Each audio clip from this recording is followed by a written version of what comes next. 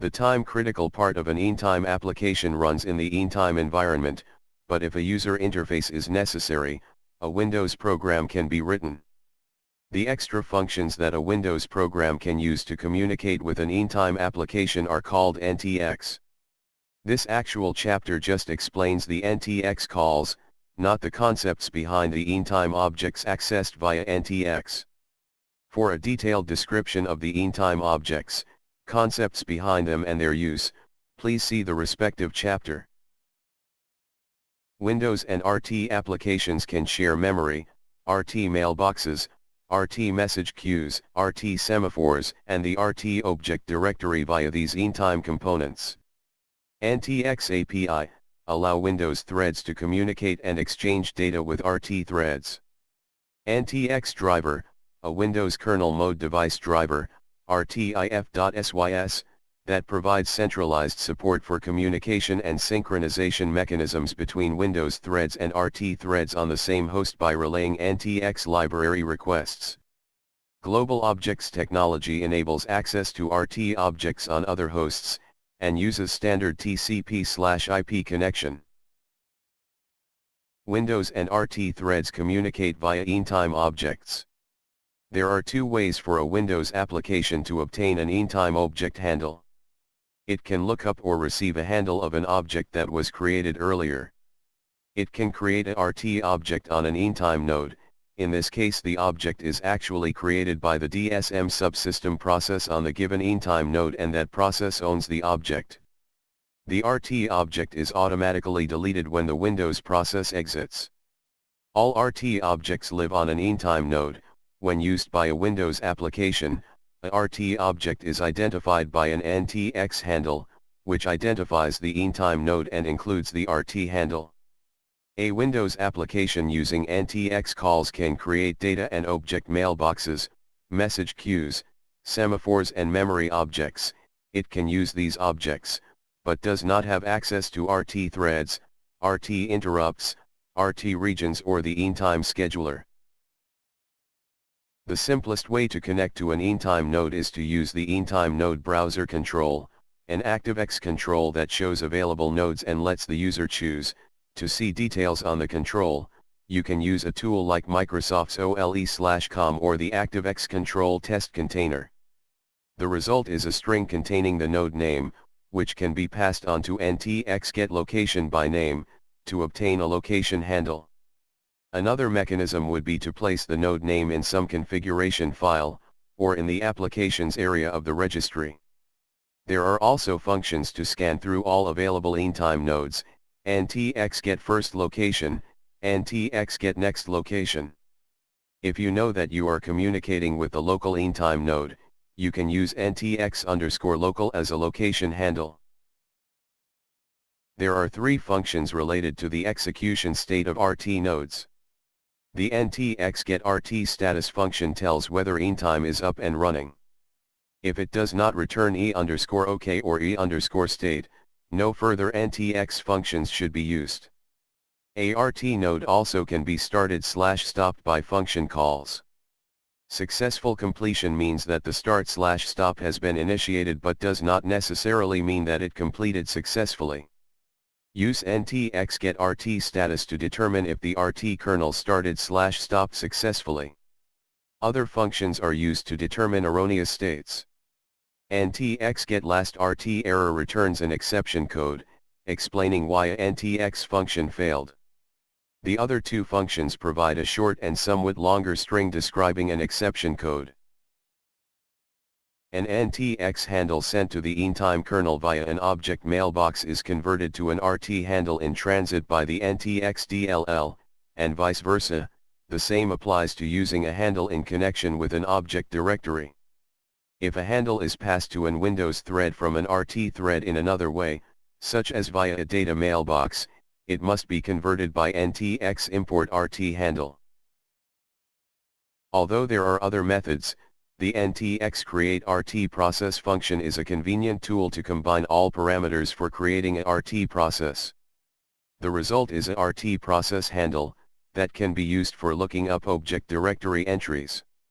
This function uses the EanTime RT application loader, If the node is on another host, loading the process means downloading it over an Ethernet link, which can cost quite some time. After completion of this call, the RT process exists, but you cannot assume anything about the threads inside.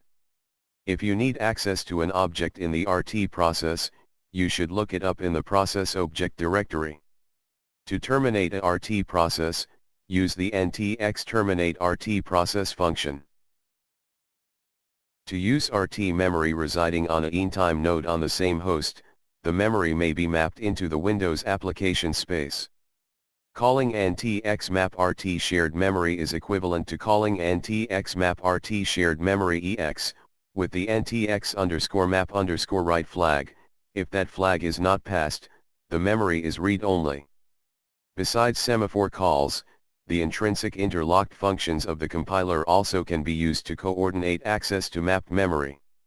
ntx copy RT data must be used to copy data between Windows memory and RT memory on a Intime node on another host.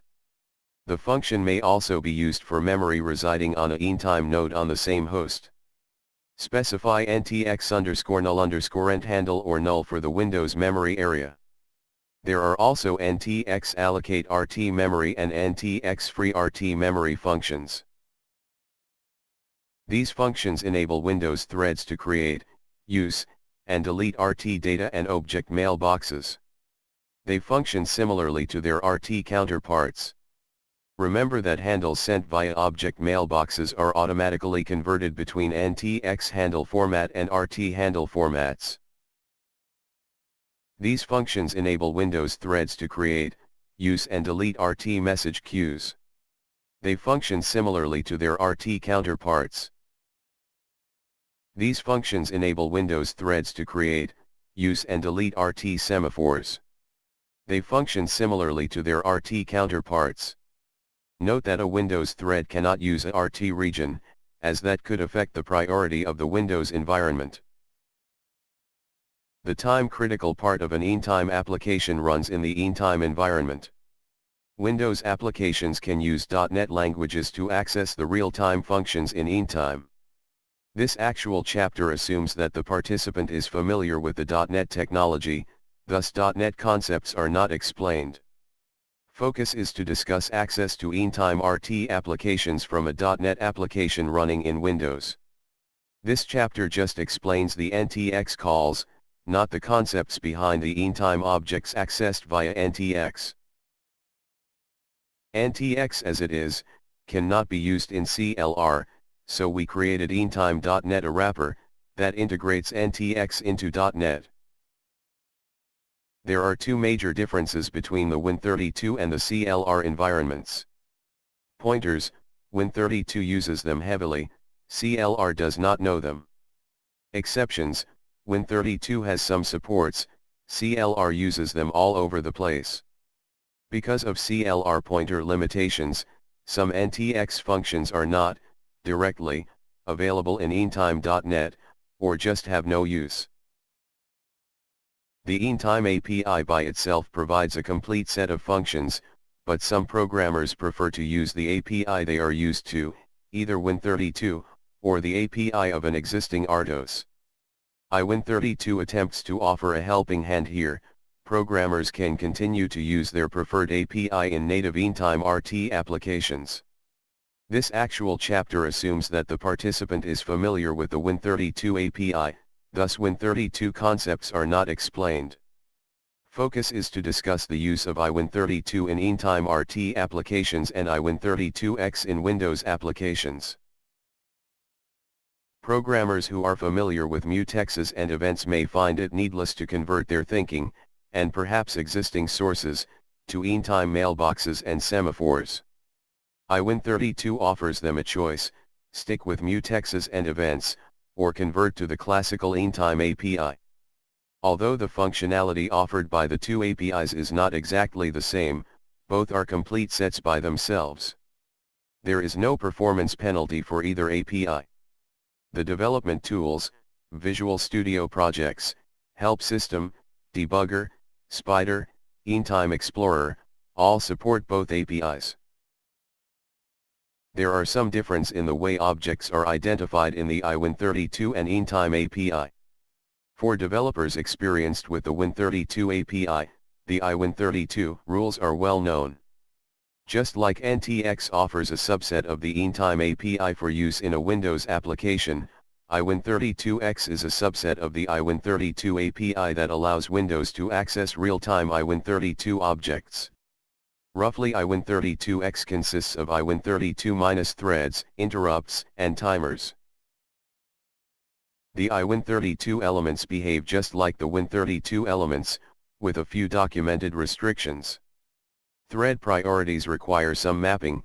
Internally, every thread has an InTime priority, 0 equals best, 254 equals worst. Functions that originate from Win32 use the range of -15 to +15, these functions do not have an RT prefix. Functions that originate from another RTOS have a range from 0 equals worst, to 127 equals best, the function names start with RT. Mutexes, events, semaphores, behave just like in Windows. Wait for single object and wait for multiple objects can both be used with one or more iWin32 objects. The latter function does not have the option to wait for all objects. The elements mentioned here originate from another RTOS and behave just like in that environment. For details, see the documentation. Mixing of different object types may be relevant when you have to link with existing libraries. Given some obvious rules, mixing is possible. Shown on this page are the rules for an iWin32 thread. This page shows the rules for mixing the APIs in a non-iWin32 thread. When an InTime application uses iWin32, a matching Windows application can use the iWin32 objects by the iWin32X API. Just like iWin32 is an alternative to the InTime API, iWin32X is an alternative to NTX. Although both Windows and iWin32X use handles, you should not mix them.